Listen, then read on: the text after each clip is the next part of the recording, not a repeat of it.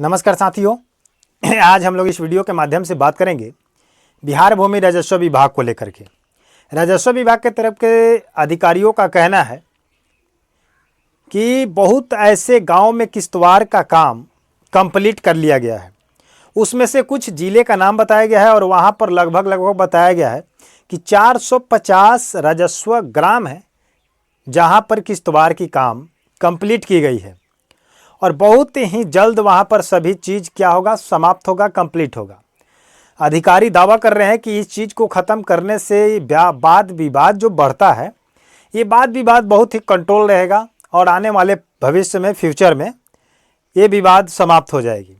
ये भूमि सुधार विभाग के राजस्व मंत्री दिलीप कुमार जायसवाल जी का भी कहना है और मुख्य सचिव जो जय सिंह है उनका भी कहना है। लेकिन अभी तक फिलहाल अगर ग्राउंड लेवल पर देखा जाए तो बहुत ऐसे अंचल हैं, बहुत ऐसे जिले हैं जिस जिले में अभी तक कोई कार्य नहीं हो रहा है।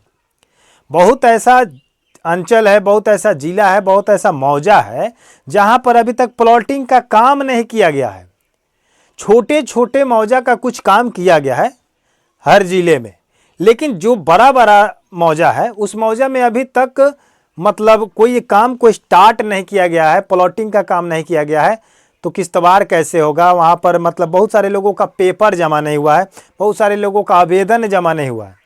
तो वैसे ऐसे सिलसिलाएँ बने हुए हैं, लेकिन इस पर दावा करते हैं अधिकारी और विभाग कि यहाँ पर ये काम कंप्लीट हो गया, यहाँ पर ये काम कंप्लीट हो गया। ये जो 450 राजस्व गांव की जो बात कही जा रही है, ये कैमूर जिला की बात कही जा रही है और कैमूर जिला के अधिकारी इस चीज़ को प्रेस में इसको छापने का प्रयास भी किया है प्रभात खबर के माध्यम से, कि इसमें बताया जा रहा है कि यहाँ पर 450 राजस्व ग्राम की जो किश्तवाड़ का काम है अब अंतिम चरण पर है, रफ्तार पकड़ लिया है और जल्द से जल्द इसका काम कंप्लीट किया जाएगा। लेकिन विभाग का इसमें कहा जा रहा है कि हम जनता से अपील कर रहे हैं कि हमें सहयोग करें। किस चीज़ को लेकर सहयोग करें? पेपर को लेकर। जिनके पास जो पेपर है वो पेपर लेके सर्वेक्षण के दौरान आपको वहाँ पर उपस्थित रहना होगा। जो आपके खतियान के रूप में हो, दस्तावेज के रूप में हो, रसीद है, जो भी है, या जैसे भी आपको कोर्ट के सहायता या जहाँ से भी आपको जो पेपर मिला है वो पेपर को अपने पास रखना है, पेपर अधिकारी को देना है। अधिकारी उस चीज़ का क्या करेंगे? जांच करेंगे, वेरिफिकेशन करके मिलान करेंगे। तो ये सब चीज़ें कही जा रही है। बहुत जगहों पर क्या हो गया है कि पहले तो खतियान को लेकर परेशानी है कि सीएस से होगा या आरएस से होगा या चकबंदी से होगा। बहुत सारे लोगों का प्रश्न भी है कि आरएस वाला से होगा या सीएस वाला से होगा या चकबंदी से होगा, लेकिन अभी तक चकबंदी का कोई जिक्र नहीं किया गया है। हालांकि जिक्र जो भी किया जा रहा है सीएस का किया जा रहा है, क्योंकि सीएस को लेकर जो कैडेस्ट्रल सर्वे का खतियान था उसी चीज़ को लेकर के अपडेट डाली जाती है। और बिहार के जो राजस्व मंत्री है दिलीप कुमार जायसवाल जी, उनके माध्यम से ये बताया जाता है कि बहुत ऐसे गांव हैं, बहुत ऐसे मौजे हैं जहां पर सीएस खतियान उपलब्ध नहीं है और ना उपलब्ध होने के कारण ही वहां पर सर्वेक्षण का स्थिति जो है डामाडोल है, यानी कि मतलब खराब है। वहाँ पर कार्यक्रम की प्रगति नहीं है, वहाँ पर रफ्तार धीमी है, क्योंकि जब तक सर्वे के लिए जब तक खतियान नहीं मिलेगा, जिनका खतियानी ज़मीन है, और देखा जाए तो अधिकांशतः खतियानी ही ज़मीन है, बहुत कम ही है जो लोग खरीदे हैं जो दस्तावेजधारी हैं। तो जिनके पास दस्तावेज है वो तो दस्तावेज दिखा देंगे, लेकिन जिनके पास खतियानी ज़मीन है, परदादा परदादा की ज़मीन है और 2-4 वंश बीत चुका है और उनका ज़मीन अभी भी आपसी सहमति से बंटवारा करके और उसका उपयोग किया जा रहा है, लेकिन अभी तक उसका कोई नामांतरण नहीं हुआ है, कोई मोटेशन नहीं हुआ है, न किसी के नाम पर उसको ट्रांसफ़र किया गया है, न कागजाती तौर पर बंटवारा किया गया है। तो सब कुछ क्या है? पैतृक संपत्ति के रूप में है। तो जितने लोगों का जो अभी तक परेशानी है कि सर सीएस से होगा या आरएस से होगा, तो अधिकांशतः हम बता देते हैं कि आपका काम सीएस से भी होगा, आरएस से भी होगा, क्योंकि सीएस बहुत पहले हुआ था। तो सीएस में जब हुआ था उस समय क्या हुआ, वो बन चुका, लेकिन बहुत सारे लोगों का सीएस से जो खतियान बना था उसमें भी ज़मीन बिक चुका है। उस समय के समय में क्या हुआ कि ज़मीन किसी और का था, उसने बेच दिया, तो अब तो किसी और के नाम पर चला गया और दस्तावेज के रूप में हो चुका है, और उसमें से जो बचा होगा उसके नाम पर होगा या वो भी बेच चुका होगा। तो अगर बचा भी होगा तो वारिस वाला में चढ़ गया होगा उसी के नाम पर या उसके खानदान के नाम पर। तो हम अगर बात करें तो अगर सीएस की अगर बात करें तो ज़्यादातर ओरिजिनल अगर रिकॉर्ड अगर उठा करके देखा जाए तो सरकार का कहना है कि हम सीएस से ही चेक करेंगे, लेकिन यहाँ पर आरएस भी काम करेगा, क्योंकि अभी तक जितना काम होता है आरएस से ही होता है। जो भी खरीद बिक्री होती है आरएस से नापी जोखी होती है, जो भी आप मापी करवाते हैं आरएस से ही होता है। लेकिन काम भी आपका आरएस से ही होना चाहिए, क्योंकि सीएस के बाद आरएस हुआ तो आरएस के समय में बहुत सारे लोग मर चुके होंगे, और जो जीवित होंगे उनके बेटे पोते खानदान के जो लोग होंगे उनके नाम पर दर्ज हो गया होगा। तो सीएस वाला अगर उठा के देखिएगा तो सीएस वाला होगा उनके बाप दादा के नाम पर, उसमें से कुछ जमीन बिक चुका होगा और बिका हुआ जमीन आरएस में जिस व्यक्ति ने खरीदा होगा उसके नाम पर ट्रांसफर हो गया होगा, मोटेशन हो गया होगा।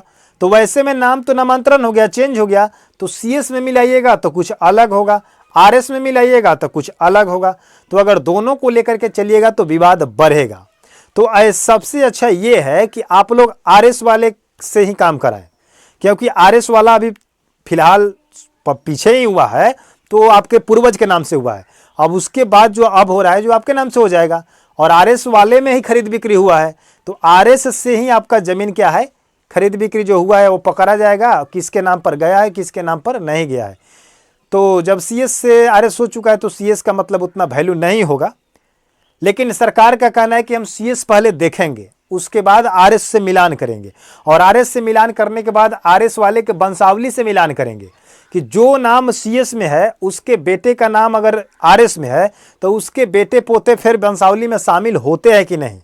खतियानी जमीन पैतृक संपत्ति है, भले मर चुके हैं लेकिन उनका हम वंशावली के दर बाई दर देखेंगे कि आप उसी खानदान से बिलोंग करते हैं कि नहीं। गवर्नमेंट का ये कहना है। तो कहीं ना कहीं मिला जुला कर देखा जाता है तो सीएस भी देखा जा रहा है, आरएस भी देखा जा रहा है, और सब कुछ को मिलाकर के वंशावली भी देखा जा रहा है। तो आप लोग स्पष्टता क्लियर रखें कि अगर आपके पास आरएस है तो आरएस ही दीजिएगा। कोई ज़रूरी नहीं है कि सीएस के पीछे आप पागलपन जैसा घूमते रहे, भटकते रहें, क्योंकि आपको सीएस मिलेगा नहीं। जब सरकार को सीएस नहीं मिल पा रहा है, जब सरकार के रिकॉर्ड में नहीं है, सरकार के अभी लेखागार में नहीं है, आंचल में नहीं है, तो आपको कहाँ से मिलेगा उतना पुराना सीएस वाला। सीएस वाला कब हुआ था पता है ना, सीएस वाला 1910 में हुआ था। तो सीएस वाला जब 1910 में हुआ था उस समय से लेकर के अभी तक नहीं है, गवर्नमेंट के पास नहीं है, तो पब्लिक के पास क्या होगा, क्योंकि पब्लिक उसके चक्कर में तो है नहीं। संपत्ति है उसके पास बट उसके पेपर के तो रूप में नहीं है। फिलहाल अगर सच्चाई बात की जाए तो अभी तक कोई भी व्यक्ति, कोई भी खानदान के लोग जो भी थे अभी तक पेपर के रूप में तो एक्टिव नहीं थे। लेकिन जब से ये स्पेशल शुरू हुआ है आपका सर्वे, इस चीज़ को लेकर के जब जागरूकता बढ़ी है, समाज में इस चीज़ की खोज की है, जब सरकार ने इसकी पेपर की मांग की है कि अपडेट करेंगे, सर्वे करेंगे, तब जाकर के इस पर सभी लोग क्या हुए हैं, एक्टिव हुए हैं। तो अब जाकर के पेपर की खोजाबीनी शुरू हो चुकी है, खोजाहट शुरू हो चुकी है, सर्च जारी है। और अब बताइए कि पुराना पेपर दीमक खा गया, चूहा खा गया, कहीं गुम हो गया, कोई फट गया, कोई कहीं फेंक दिया है, कहीं बाढ़ में चला गया, कहीं पर मान लीजिए कि बाढ़ में कहीं आया तो दह गया, परखंडे दह गया। तो वैसी स्थिति में बहुत मतलब नुकसान है और मुश्किल है, सीएस देना मुश्किल है। तो आप लोग आरएस से कराएं और वंशावली को तैयार करने में आप लोग लग जाएं, क्योंकि गवर्नमेंट का कहना है कि बहुत ही जल्द इस काम को कंप्लीट किया जाए। अगर आपके मन में अगर कोई प्रश्न है, कोई डाउट है, तो उस चीज़ को आप लोग कमेंट सेक्शन में हमें बताएं, हम उसको बताने का प्रयास करेंगे।